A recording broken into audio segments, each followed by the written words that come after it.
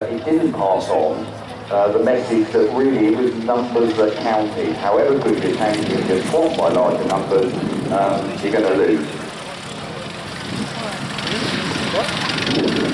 Now we've got a number of Shermans to show you today. This first one is an M482. Whole thing, tank start in the field.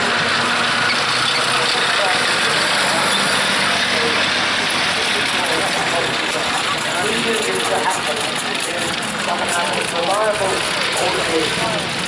We'll take it to the new style hull and use the largest talisman in 76 millimeter gun tank. It also has this EVA effect, which came a bit later in German design. It's a lot of effect.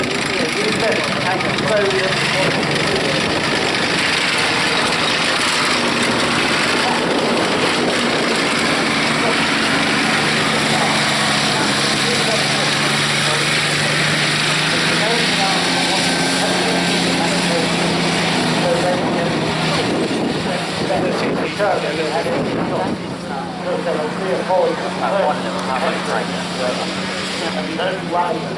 so they always have yours on their side. The Sherman story is also one we're very pleased at the Tank Museum because we've actually got in our collection the oldest Sherman now in existence. That's Michael. You can see that Sherman inside our new tank factory exhibition. That was the second Sherman off the production line. And again, it was this genius for American production in the Second World War. They started very quickly with a very short run-up. They designed the M3 Grant tank, which was really an interim model tank. You can again see that inside the museum. And then very quickly moved on to what they really wanted to build in large numbers, the M4 Sherman tank.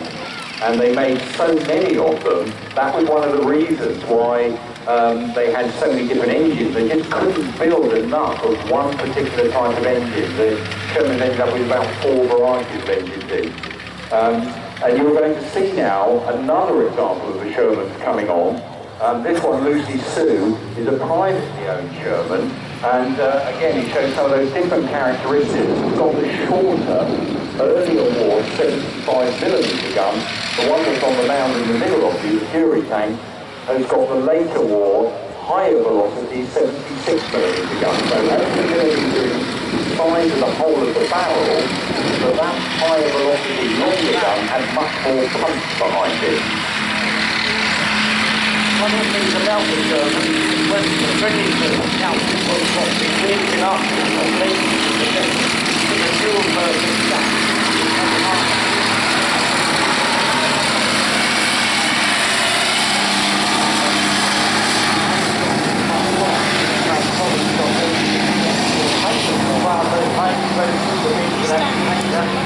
Oh, I think the one here is very well that's what it's shown now. It's a great favourite. I'd rather be here than pretend. Although, I said he make a little bit more, you might make going forward a Sherman or something, so. Everybody used the version of the radio. The one had the remote feeding. But there was another one which had 5-6mm prices. They all costing around 1 so it's trying to multi-tank. So it was in the back of the boat, turning the engine. You actually have to lift the engine out of the field. It's very, very popular. Very popular, nothing else. This particular tank, privately owned, it was also seen in the Fury movie as Lucy Sue. It had an interesting history because this tank almost certainly went to North Africa in British Army service back in well, it was built in 42. It then came back to the UK to be converted into a bar, one of those big armoured recovery vehicles for the D-Day landing. It ended up in Pound scrapyard, went over to Jersey, and then it was actually restored as a gun tank. So it had quite a checkered history, but privately owned and beautifully presented. Now this next Sherman, this one's an M4A1 Sherman, built in 1943 as a Liebherr automotive work. Again, another 75mm gun tank. You can see this one's got the car style. So it's a big casting as opposed to a welded hull of the other two tanks.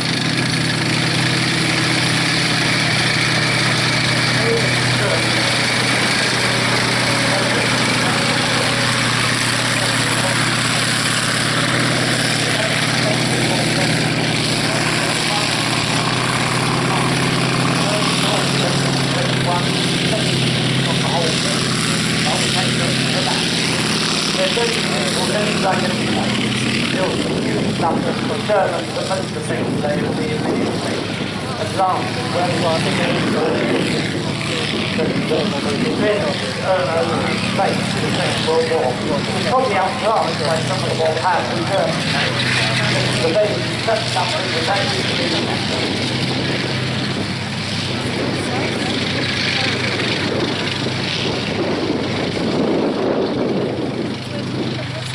This particular Sherman was originally built in 43, it's rebuilt in 44, and you can see on the sides in 44 they added this extra armour, they welded it on the sides at vulnerable points where ammunition was stowed. One of the issues we all know about Shermans, they were nicknamed roasters or coffee cookers because they blew up so quickly. It was actually the ammunition, not the petrol, that caught on fire. So by the late war, they started making Shermans with something called wet stowing. So the ammunition was actually contained within a liquid as a storage system. So if a hot spark got through, then luck, the water surrounding the ammunition would put that spark out or dampen it down so it didn't cause the fires.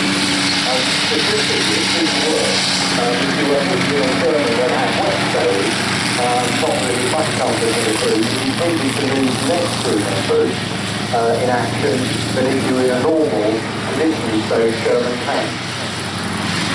Now today you've actually got on the bankway in front of the museum a number of veterans there, a number of which I know actually served in the Second World War, so quite an emotional moment I imagine for some of the chaps down there. I should have added before, the M4A1 powered by a 9-cylinder Raven engine, then a vertical engine. And the other thing to note about it is the typical, most of the tanks in the US service have an extra machine gun on top of the cut. And generalizing, it doesn't shooting down airplanes. The British prefer to use they sort of more sensitive, but it's something to this tank, wait until they go away.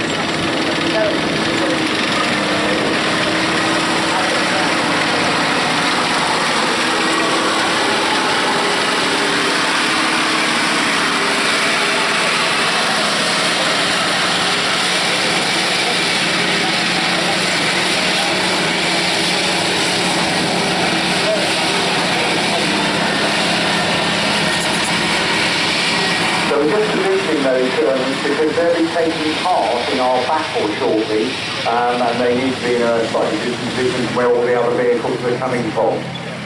Now with any luck, we've had the good news, our Spitfire is on its way, so we'll carry on with the display, but if we have to interrupt with the Spitfire coming over, we'll hand over to Simon so we can actually watch and hear some commentary on the Spitfire, but we do know it's on our way.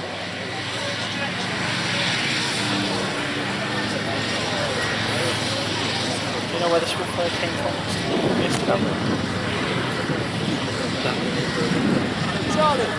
Pretty surprised as well, just at the end. Nobody knew it was coming, not even the guys in. Now these three Shermans, as we mentioned, were all used in the war movie. As David said earlier, it's been one of our regular runners here. Thousands, well probably hundreds of thousands of people over the years have seen this tank because we quite often used it in the Tanks in Action display on a daily basis for a number of years here. So just another testament to that very good basic American engineering. And the next tank coming on